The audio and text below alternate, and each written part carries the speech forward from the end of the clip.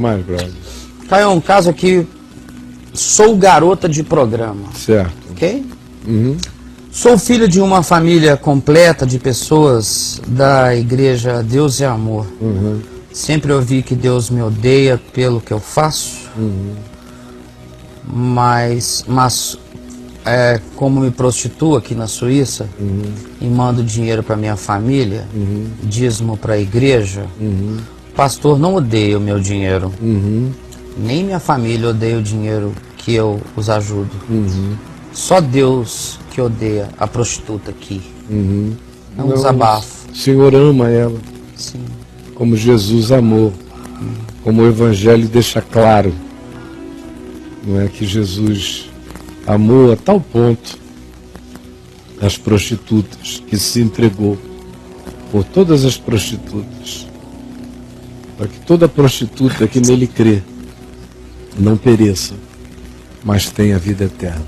A tal ponto que Jesus disse aos fariseus, aos religiosos, aos mesmos que agora aqui no Papo de Graça estão dizendo: Caio, está perdendo uma chance de pregar o Evangelho, e pregar o Evangelho para eles é pregar como aquele pastor que eu mostrei aqui no início do programa, pregando, dizendo para você como você está condenada, como os pregadores severos sempre fizeram contra a simplicidade de como Jesus tratou, como o Evangelho em Cristo trata as pessoas.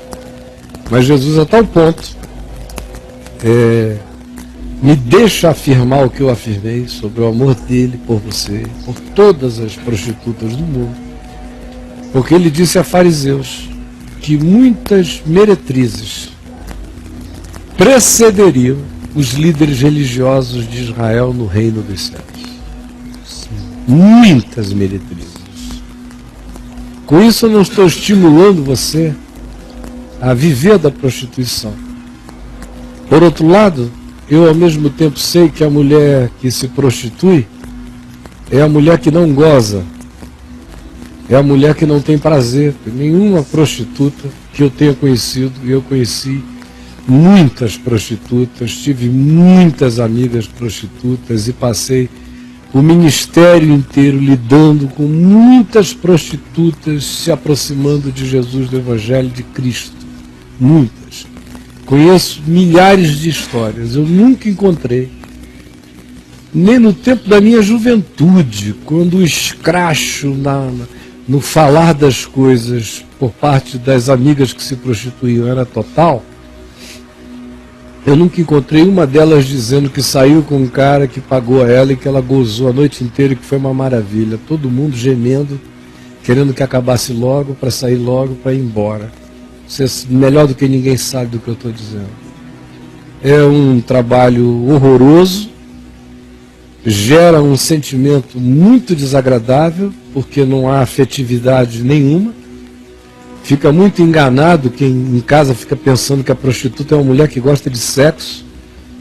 A maior parte das prostitutas que eu conheci eram tão traumatizadas com sexo que muitas delas, depois que casaram, tiveram que aprender a relaxar para ter prazer, para gozar, para usufruir o vínculo com o marido, de tão passadas que ficaram, sem falar que eu conheço muita prostituta que entrou na prostituição por causa de traumas, gostavam tão pouco de sexo por causa dos traumas familiares, abuso de pai, de irmãos, de parentes e do primeiro namorado e dos estupradores e de tudo mais, que a pessoa, por causa de uma autoimagem baixa e às vezes com raiva até da vida, diz: bom, já que eu fiquei assim, deixa pelo menos eu ganhar um dinheiro com isso. Mas eu sei, eu conheço as variáveis dessa possibilidade, sei que não existe um pingo de alegria em você de se prostituir, em fazer um programa. Como eu também sei, minha amiga, que o amor de Deus vai trazer uma condição de fé, de tranquilidade, de serenidade, de confiança no amor de Deus tão grande a você. Convicção do perdão de Deus e da graça de Deus sobre você serão tão profundos que vai chegar logo logo a hora que você não vai conseguir mais se prostituir por causa desse amor presente em você. Esse amor vai lotar você de uma maneira tão maravilhosa que você não vai mais conseguir, vai ser natural. Você vai se casar com Jesus de um modo tão profundo que você, logo, logo, minha amiga querida, vai estar procurando outra coisa para fazer, ainda que não lhe remunere tão bem. E provavelmente nada vai lhe remunerar financeiramente tão bem quanto a prostituição aí na Suíça. Mas você vai ser paga por um salário de alegria, de gratidão e de privilégio. Vai ser algo bem menor, mas que vai dar a você uma alegria de felicidade e gratidão infinitamente maior. Eu sei que essa hora está chegando, que esse dia está chegando. Quem sabe esse dia é hoje, só Deus sabe. A minha oração é para que seja. Senhor, eu quero te pedir que tu visites mesmo, Jesus, lá na Suíça, fria, o coração dessa tua filhinha agora, que tu a aconchegues, que tu a abraces mesmo, que tu a tragas para junto de ti, para o teu amor, e que o calor do teu amor, a convicção do teu amor, essas lágrimas de profundo alívio que estão brotando de dentro dela, sejam o testemunho desse teu abraço eterno por ela e de como tu pedes o coração dela em casamento e de como tu tens um caminho novo para ela, de modo que eu sei que ela voltará por outro caminho. Em nome de Jesus, eu sei e tomo posse em favor dela, em nome de Jesus. Amém. Amém. Amém. Fique assistindo a gente sempre aí, tá, minha amiga? Vá crescendo na palavra, 24 horas aí, deixa o Evangelho ir enchendo você desse templo eterno do amor de Deus, do Espírito da glória no seu coração. Fico imaginando o dia que a gente olhar para as pessoas, né, e enxergar nelas a luz de Deus e do jeito que Deus vê. Como é que a gente vai se sentir de ter perdido a oportunidade de, em vez de enxergar gente, ter enxergado prostituta, ter enxergado publicano, pecador, jogado pedra, e não visto que ali tem gente, como Jesus via e vê. Dá tempo ainda da gente enxergar as pessoas como gente e tirar esse rótulo de que esse é evangélico, esse é prostituta, esse é católico, esse é espírita e assim por diante. Seria bom. Lá em Marcos, no capítulo 8, tem aquela história de Jesus curando um homem cego numa aldeia em Betsaida, e a multidão estava presente, e Jesus pegou o cego e o tirou do meio da multidão e afastou um pouco do burburinho da cidade e botou as mãos na cabeça dele, ungiu com sua própria saliva e botou a mão na cabeça dele e orou com ele e perguntou ao homem: o que tu vês? Aí o homem disse: eu vejo as árvores, vejo os homens, porque como árvores eu os vejo andando. A primeira vez que eu prestei atenção nesse texto, eu devia ter 18 anos, e eu preguei logo a seguir uma mensagem, isso aí que me acompanha há 40 anos, porque foi uma revelação do Evangelho maravilhosa para mim. Quando eu li aquilo ali, o Espírito de Deus me falou lá num quartinho em Manaus, dizendo: se você ainda vê homens como árvores, é porque o seu olhar não está curado. Você já recebeu alguma luz, por isso você já enxerga até alguma coisa do lado de fora, mas do lado de dentro, na mente, aonde a visão se opera, você não foi curado. Aí Jesus orou sobre o homem, e aí diz lá: e ele tudo via claramente, e a tudo distinguia claramente. Eu falei: então, Jesus, eu quero que tu ponhas as mãos na minha cabeça, porque eu quero que a minha conversão me leve para um estado no qual os homens sejam homens, as árvores sejam árvores, cada coisa seja cada coisa, com o significado que cada coisa carrega, mas eu quero ver com o teu olhar, cura minha mente. Tem muita gente que já experimentou alguma luz, mas está na primeira fase daquela cura. O cara é crente, mas ele olha para os homens e como árvores ele os vê andando. Ele vê ainda o rico, o pobre, o gay, o hétero. O mundo está todo dividido assim para ele, está objetizado. O cara recebeu alguma luz, mas a mente não foi curada ainda.